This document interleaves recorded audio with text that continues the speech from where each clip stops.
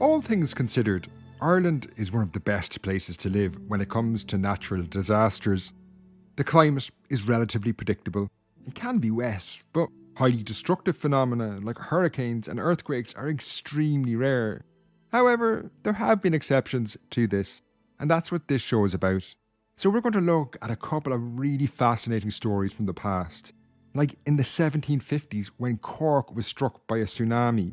I'll also explore a fascinating year, that's 1816, when the biggest volcanic eruption in recorded history actually led to a spate of murders and starvation across Ireland. Then, to finish up, I look at a meteor strike in 1908 that was humanity's greatest escape arguably in the 20th century. It's going to be a fascinating show, so stay tuned.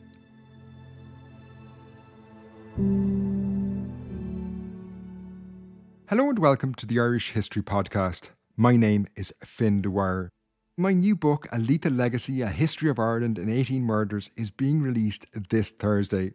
I've mentioned it a lot on the show in the last couple of months, but I'm really looking forward to seeing what you make of it, because as I've said before, I wrote it with you in mind. Over the course of 18 chapters, you'll be able to explore Irish history through a series of murders, as the title suggests. But using this structure, I was able to create a personalised account of our history that explores the major events, things like the Great Hunger, the Troubles, the Irish Revolution, all the way through to repeal in the 21st century. Now, the book is being released this Thursday, that's September the 14th, 2023. It's going to be available in all formats, ebook, audio and hardback.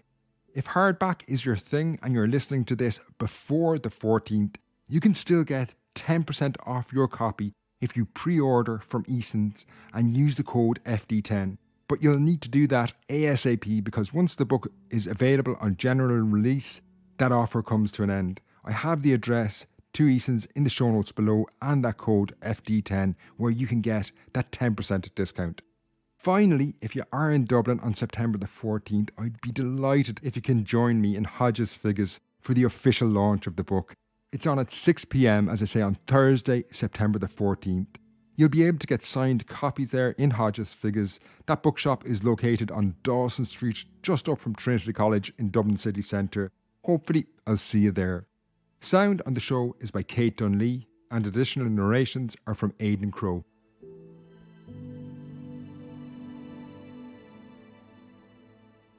Now, as I mentioned at the top of the show, earthquakes are pretty rare in Ireland, but they're not unheard of. They are referenced on occasion in medieval accounts, for example. We do know that something pretty significant took place around the year 720. Medieval annals in that year recorded an earthquake and then what was described as a great bursting forth from the sea. Now, the historian Oisin McCovna has convincingly argued that the great bursting forth from the sea is actually a reference to a tsunami, which are giant waves that frequently occur in the aftermath of an earthquake. Sadly, however, we don't really have any more details about that event in 720. While it does seem to have been pretty significant, we have no idea how big that tsunami was, if it inflicted much damage, or whether there was a loss of life.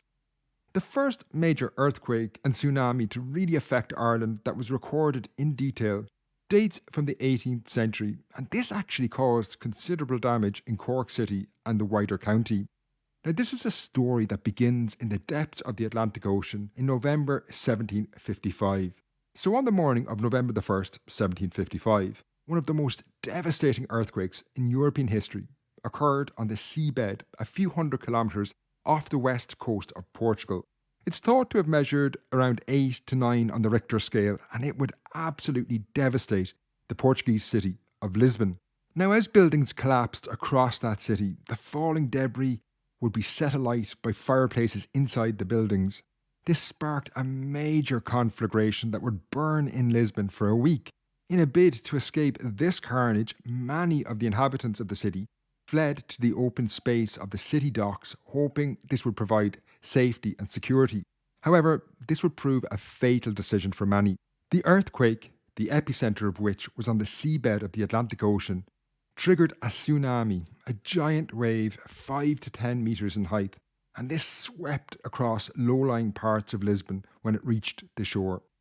The quake did take place before modern records, and historians are pretty divided as to the exact number of casualties.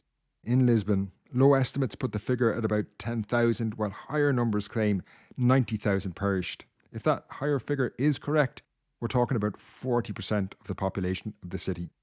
Now, while Lisbon was devastated, such was the scale of the earthquake that it was felt thousands of kilometres away. And the tsunami, that giant wave it generated, not only struck the coast of Portugal, but spread across the North Atlantic in all directions. This would batter the coasts of Spain and France, eventually making its way north as far as Ireland, Britain and beyond. In Ireland, the coastline of County Cork in particular was the most exposed, as nothing but 1,500 kilometres of open sea lay between it and the epicentre of the quake. This would have a devastating impact in the town of Kinsale and the city of Cork. An eyewitness would later write an account of what happened in the harbour of Kinsale for the Royal Society in London on November the 1st, the day the earthquake had devastated Lisbon. Signed by the name L. Nicola, the letter explained how suddenly the tide began to rise rapidly in a violent manner. On November 1st, between the hours of 2 and 3 in the afternoon, the weather being very calm, and the tide near full, a large body of water suddenly poured into this harbour with such rapidity that it broke the cables of 2 sloops, each moored with 2 anchors, and several boats were carried up, then down the harbour. The successive risings and fallings of the water continued about 10 minutes, and then the tide returned to its natural course. This initial tsunami was followed several hours later by a second tsunami. The same correspondent continued his account. Between 6 and 7 in the evening, I saw the water rise again, though not with as great violence as the former time, and I am told it continued its alternate ebbs and flows till 3 in the morning. This account was supported by another letter which provided more specific details. On a sudden, the flood returned violently, and in such quantities that the market quay was covered, and the tide flowed up to the market. The rapidity of the flood was as sudden, and equally violent. Several vessels were left dry on shore. These letters suggest that the coastline was struck by not one but 2 tsunamis around 4 or 5 hours apart. The first, it seems, was caused locally by the impact of the earthquake on the seabed off Cork. Then a second, 4 or 5 hours later, was the actual tsunami that had started off the coast of Portugal at the epicentre of the quake, but took several hours to travel the 1,500 kilometres north to Cork. Unsurprisingly, the events of November the 1st caused considerable damage. In Cork City, the network of low-lying islands that formed the city centre were flooded, with areas such as the Coal Quay, Watergate Lane, Christchurch Lane and Hammond's Marsh all being described as inundated with water.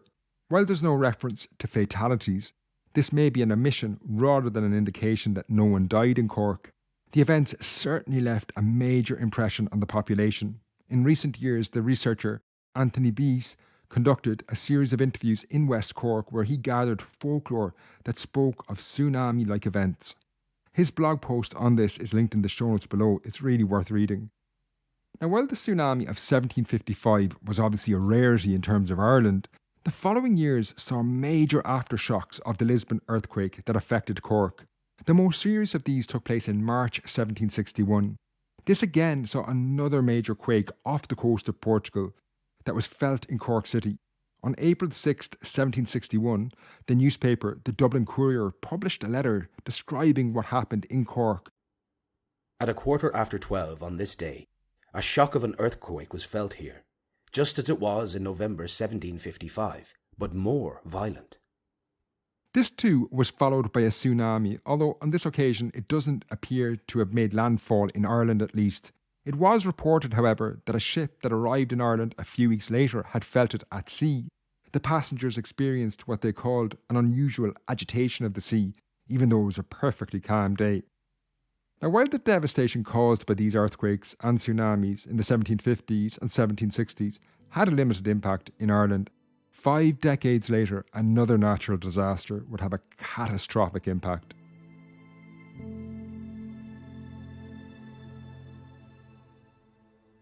The year 1816 was a pretty distressing time for many in Ireland.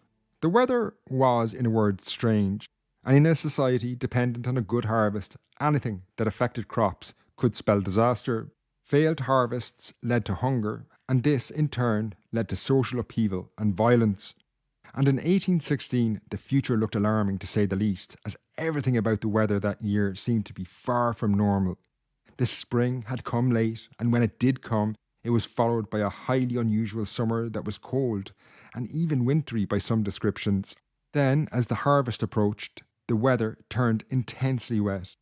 Newspapers across Ireland reported crops underwater in the key months of September and October.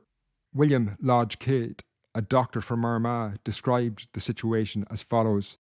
The winter, which terminated in 1815 to 1816, proved not only uncommonly severe, but unusually protracted.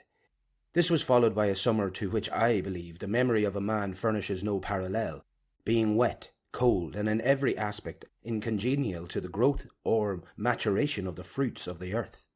Now, while this poor weather was going to lead to a bad harvest and the prospect of a famine reared its head, the newspaper, the Dublin Evening Post, tried to console its readers late in the year by informing them that the unusual weather was by no means unique to Ireland that year. In June, hail showers that destroyed crops had been reported in Bavaria. Snow fell in Swabia that summer as well. In Bordeaux, in western France, June was said to be dark, rainy and cold like October. However, there was even stranger climactic events. Red snow had been recorded in Taranto, Italy, which was said to emit a sulphury smell. Then the arrival of ships from across the Atlantic only confirmed North America was also experiencing wintry conditions at the height of summer, with snows recorded across New England in June. These strange reports, however, did little to explain why the weather was so unusual. Indeed, it would be a long time before anyone fully understood what was happening. You see, unbeknownst to anyone in Europe, an eruption of a volcano few had ever even heard of in Southeast Asia a year previously was the source of this bad weather. In fact, countries across Europe and North America had already been plunged into what's called a volcanic winter. The scale of the eruption that caused this, however, was terrifying. Now, the first major reports of this volcanic activity had surfaced around mid-July 1815 in a newspaper called the Madras Courier in India, and it carried a letter from Surabaya in Indonesia reporting massive eruptions.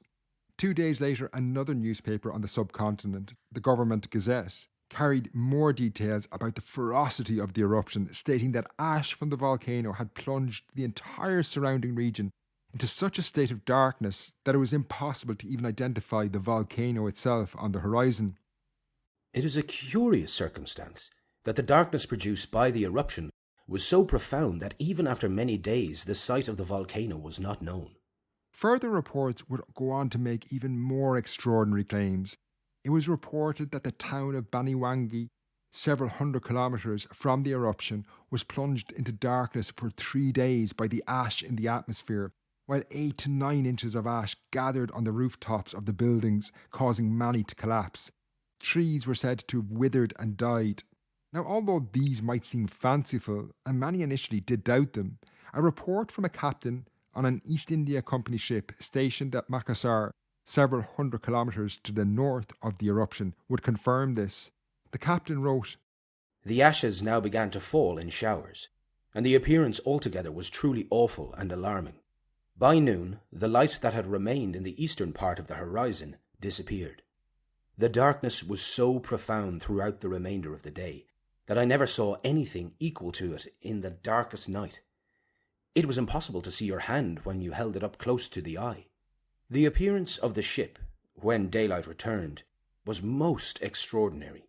The masts, rigging, decks, and every part being covered with falling matter, nearly the colour of wood ashes. It lay in heaps of a foot in depth in many parts of the deck, and I am convinced several tons of weight were thrown overboard." These reports were later confirmed to be the eruption of Mount Tambora, a volcano in Indonesia. The eruption that began on April 4th was of such force that actually one side of the mountain collapsed. It remains to the present one of the most powerful eruptions in recorded history, and its global implications in 1816 were catastrophic. While it would take nearly a year for the reports of the eruption to reach Europe, millions of tons of ash had already been blown into the sky and had started to circulate around the world. This ash partially blocked out the sun, leading to a dramatic fall in temperatures. The year 1816 would become known as the year without summer. While Irish newspapers pointed out that the effects were worse in other countries, Ireland, for example, did not experience snow in summer, the impact was still highly significant on the island. The harvest of 1816 was extremely poor. This led to major food shortages, rising prices, and social tension. Late in that year of 1816, a horrific massacre, already covered in a previous episode of the show called The Massacre of Wild Goose Lodge in County Louth, saw several people killed in their home that was intentionally burned to the ground in a winter of major discontent. Now, to blame this exclusively and solely on the eruption of Mount Tambora might take things a little too far. The first chapter of my book, A Lethal Legacy, A History of Ireland in 18 Murders, explores the extremely volatile nature of Irish society in the opening decades of the 19th century, and it never took much for the tensions that were constantly bubbling beneath the surface to bubble into full-blown violence. A volcanic winter that impacted the harvest was enough on this occasion. Exactly how many people perished in Ireland and across the world because of this eruption at Mount Tambora is anyone's guess. However, bad as it was, the final story in today's show raises the potential of a far greater disaster. In 1908, the world experienced what is probably the greatest near miss in recorded human history. Every time I think about this, it's pretty unnerving to say the least.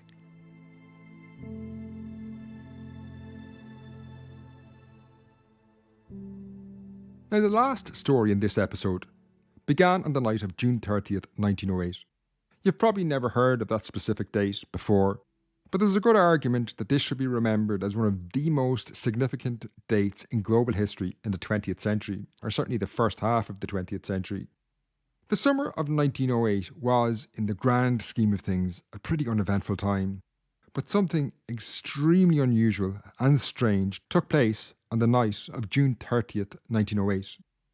In the following days, newspapers began to receive queries from readers about what they had experienced, asking if others had seen it too. And this letter to the newspaper, the Belfast Newsletter, on July 3rd, detailed what exactly happened. To the editor of the Belfast Newsletter, I would be interested to know whether the extraordinary brightness of the sky in this neighbourhood on Wednesday night last was observable elsewhere. At 10:45 p.m, the sky was so bright that the sunlight was reflected from the chimney top.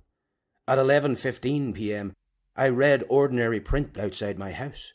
At 12 o'clock, every object on the Quay Road was distinctly visible for its entire length, a distance more than a quarter mile. One might fancy oneself in Norway. Yours, I.P. Barnes, Ballycastle, 2nd of July. Norway is referenced there because it experiences almost 24 hours of sunlight in summer. But over the following days in 1908, other readers responded to that letter, verifying that they too had seen this event. This letter, for example, received by the Belfast Newsletter the very next day, explained it best. To the editor of the Belfast Newsletter, I see correspondence writes about the extraordinary brightness of the sky in the evening of the 1st of July. It was plainly visible from my house. Can any of your correspondents explain the cause of this curious phenomenon, which appears similar to that witnessed by a German scientist in Berlin? Yours, J. Fitzroy C. Clark, 7 Dragoons Guards, The Steeple, Antrim, 3rd of July. While the Belfast Newsletter's readership was based largely in the northeast of Ireland, the same phenomenon was witnessed elsewhere on the island. In Waterford, on the south coast, the Evening News on July 4th reported people had observed a similar phenomenon there. Indeed, similar letters were received by newspapers all across the United Kingdom and continental Europe. Inevitably, people struggled to explain this strange phenomenon where night had turned into day. The Times of London speculated it may have been related to yet another unreported volcanic eruption.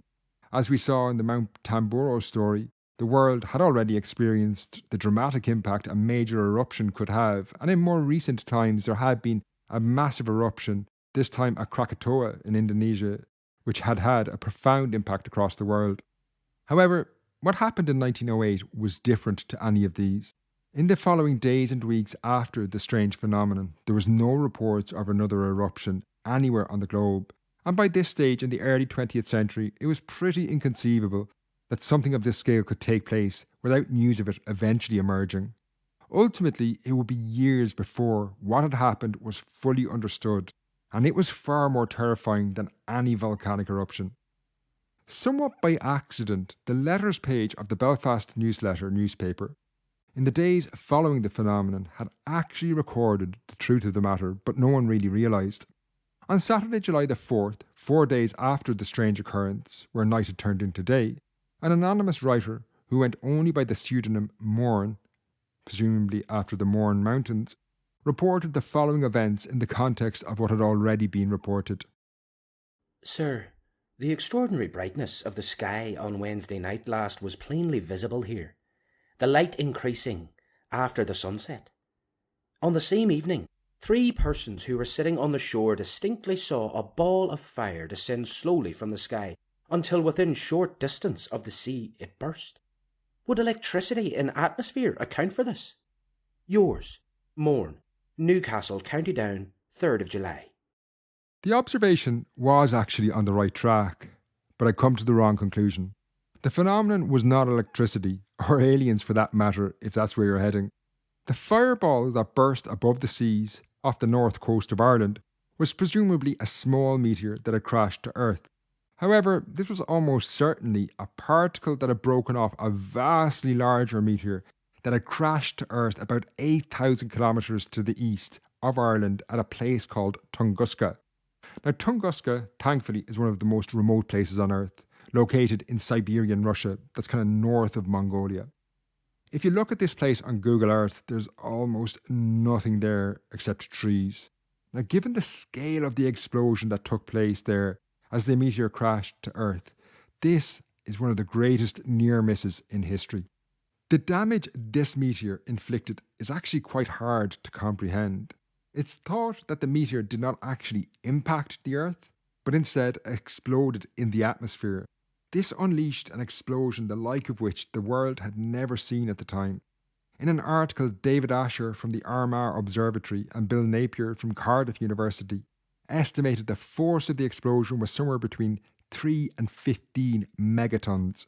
If my calculations are correct, this is somewhere in the region of 1,000 times stronger than the atomic bomb that obliterated the Japanese city of Hiroshima at the end of the Second World War. The meteor itself is estimated to have been around 50 to 100 metres in diameter. Somewhat incredibly, there appears to have been only 3 fatalities. This, however, is due to the extremely remote nature of Tunguska rather than any reflection of the power of the explosion itself. This power was demonstrated by the fact that 2,000 square kilometres of forests across Tunguska were flattened by the explosion. This makes what is known as the Tunguska event unnerving to say the least. The point at which the meteor crashed to Earth was completely random. It was pure coincidence that it happened to burn up and explode in the atmosphere above one of the most remote corners of the globe. It could just as easily have crashed into Dublin, London, New York, Shanghai, Cairo, or alternatively, one of the oceans that cover most of the globe. In that article I mentioned by David Asher and Bill Napier, which I'll link in the show notes below, they say the following about the impact. The term boloid here means meteor, basically. In the case of an impact on London, a bolide brighter than the sun and leaving a thick trail of smoke would have been seen approaching from halfway across France. The gunfire-like bangs of the impact would have been heard across Britain to Ireland, north to Orkney and Denmark, and over Europe as far as Switzerland. People would have had their hats knocked off in Glasgow and Edinburgh. Topsoil would have been stripped from the fields in Cheshire. Trains would have been derailed throughout central England, and people in Oxford would have been thrown through the air and severely burned. Now, for some context here, Oxford, where they speculate people would have been burned and thrown into the air, is 100 kilometres from central London. The level of destruction in the city itself, had the meteor exploded above London, would have been catastrophic. Asher and Napier continued to describe the impact in London had this occurred. an incandescent column of matter would have been thrown 20 kilometres into the air over London, and the city itself would have been destroyed about as far out as the present-day M25 ring road. We can only imagine the death toll. The population of London in 1908 was around 7 million people, with a further 2.5 million living in the surrounding region. Such an event would also have immense political ramifications as well. In that article, Napier and Asher speculated what these could have been. The political ramifications that would have followed the destruction of Edwardian London are a matter for speculation. One may question whether the British Empire would have survived. If you think the last assertion, that the British Empire might not have survived, is fanciful, it's worth bearing in mind that most leading politicians, civil servants and the royal family would have been killed. Key military figures would also have died in large numbers. The capital and financial nerve centre of the empire would also have just ceased to exist on one day. In such an eventuality, whether the empire could survive would certainly have hung in the balance. While this is veering dangerously into counterfactual history, it is disconcerting to say the least, because it's not the stuff of science fiction. It did happen, just that meteor, by coincidence, impacted a place where it inflicted the least amount of damage. Okay, that's where I'm going to wrap up this show for today, folks. Don't forget, you still have a few days to pre-order Lethal Legacy, A History of Ireland and 18 Murders at Eason's and get that 10% discount. You'll find full details in the show notes below. But that offer does end on Thursday when the book is released. Now, hopefully I will see you at the launch on Thursday. It's going to be a great event. As I say, it's on in Hodges Figgis bookshop on Dawson Street in the city centre at 6 p.m. on Thursday, September the 14th. I'll see you there. Until next time, Slán.